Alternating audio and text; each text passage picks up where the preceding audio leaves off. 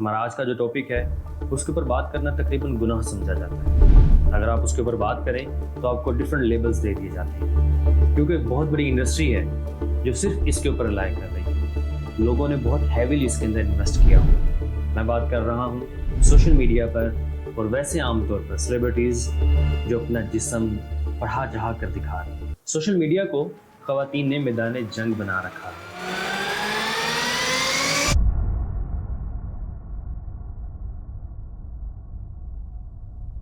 लेकिन ये मुकाबला है किस चीज़ का?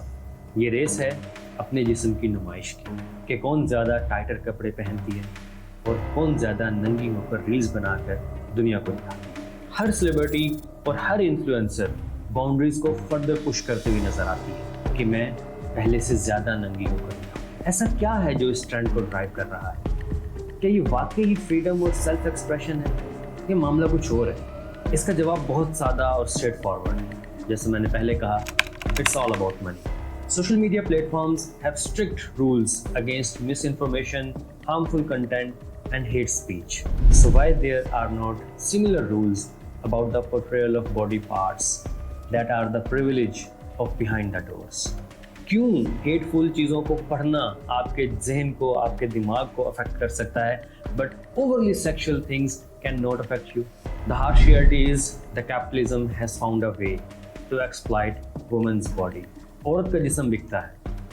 बिल बोर्ड्स पर औरत जूस पीती हुई दिखाई जाती है, शैम्पू से नहाती हुई औरत दिखाई जाती है, बर्गर खाती हुई औरत दिखाई जाती है, और फिर औरत को मैनिपुलेट किया जाता है कि तुम्हारा नंगा होना ही तुम्हारी आज़ादी है, और उसको नंगा करके जो कमाई होती है उसमें से थोड़ा सा औरत को वापस देकर उसे फील करवाया जाता है कि see you have become independent. So the western women are in competition with each other to get more and more nude and hence more independent.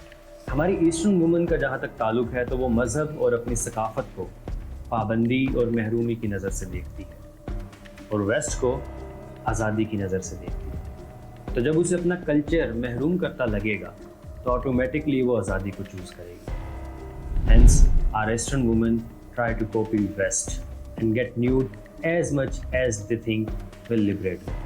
अब कुछ लोग आर्ग्यू करेंगे कि that women should have the freedom to dress however they like and their bodies are theirs to share. हम कौन होते हैं बात करने वाले? तो भाई फिर कुछ बोलने पर भी पाबंदी नहीं होनी चाहिए ना। अगर एक सेंस जो कि साइट की है वो आपके दिमाग ख़राब कर सकती है, तो दूसरी सेंस जो कि हेयरिंग की है उसके लिए इतने कवानीन क्यों? उस पर इतनी पाबंदी क्यों? बोलने पर भी आज़ादी होनी चाहिए ना, वहाँ हेट स्पीच क्यों आती है? Here is the crux. Many of those who support कि लड़की तुम नंगी हो जाओ फ्रीडम के नाम पर, कसूर देख के रिएक्ट करने वाले का है। तुम्हारा नंगा होना ठीक है, तो ये वही एजेंट्स ऑफ कैपिटलिज्म है जिनका फ़ायदा औरत को नंगा करके होता है। इसीलिए the issue isn't just about individual choices but about a system that profits from these choices. अब आप कहेंगे कि ये मिसोजिनिस्ट हैं, पैट्रियार्कल हैं, जो एक औरत की आज़ादी से खौफजदा हैं। It's just about personal choice and freedom. तुम अपने इमोशंस पर कंट्रोल करो, हमें ना बताओ कि क्या पहनना है क्या नहीं पहनना। तो भाई ऐसे ही कुछ सुन के इमोशंस पर कंट्रोल करने को क्यों नहीं सिखाया जाता? क्यों नहीं कहा जाता कि तुम अपने इमोशंस को कंट्रोल करो, हमें ना बताओ क्या कहना है क्या नहीं कहना? मगर उसके ऊपर तो प्रॉपर रिएक्शंस आते हैं, आपको लेबल्स दिए जाते हैं। और अब मैं आपको बताऊंगा कि क्यों कुछ देख कर, कुछ सुनकर, कुछ सूंघकर उसके ऊपर रिएक्ट करना नेचुरल है। क्योंकि पूरी इंडस्ट्री है which sells nudity and sexual fantasies, which thrives on the exploitation of people's emotion through one of the senses, और आप कह रहे हैं कि कंट्रोल करो। इसीलिए it's very hard to ignore the broader implications. Society में रेपिस्ट ऐसे ही बनते हैं, फिर उनको न्यूड कंटेंट दिखा दिखा कर, उनके इमोशंस चार्ज कर करके फिर उनसे एक्सपेक्ट किया जाता है कि वो कंट्रोल भी करें। कुछ कर लेते हैं, कुछ लीगल वे यूज़ कर लेते हैं अपने आप को सेटिस्फाई करने के, और कुछ बच जाते हैं जिनके पास ना मीन्स होते हैं ना ज़राए। उनमें से कुछ फिर फ्रस्ट्रेट होते हैं, इस पॉइंट पर पहुंच जाते हैं कि डॉक्टर मोमिता देवनाथ, निर्भया, जैनब बेचारी और हज़ारों ऐसी लड़कियां जिनके ना कपड़े वजह होते हैं ना उनके घर के निकलने की टाइमिंग वजह होती है, लेकिन जो फ्रस्ट्रेट हुआ होता है उसे वो उस टाइम गनीमत लग रही होती है और कतरीना कैफ लग रही होती है। उर्फी जावेद लग रही होती है, पुरुषी लग रही है।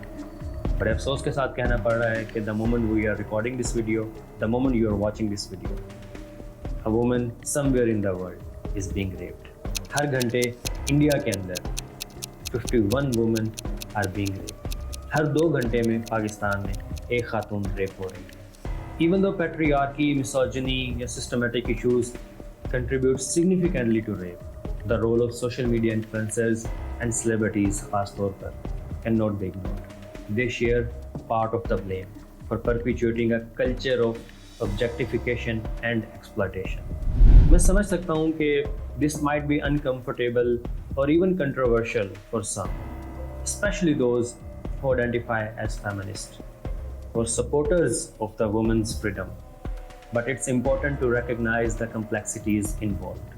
Thank you for listening and engaging in this topic. It's crucial to have these conversations, no matter how challenging they may be. अगर आपको लगता है कि मैंने ये बातें सही की हैं, ये भी अपना रोल प्ले करती हैं, ये भी अपना पार्ट प्ले करती हैं, तो कमेंट लाजमी कीजिएगा। और अगर आपको लगता है कि मैंने भी एक मिसोजिनिस्ट या पैट्रियार्कल क्लेम किया है, तो उसके बारे में मुझे ज़रूर बताइएगा। और बताइएगा कि क्या इस तरह की कन्वर्सेशंस सोसाइटी के अंदर होनी चाहिए या नहीं।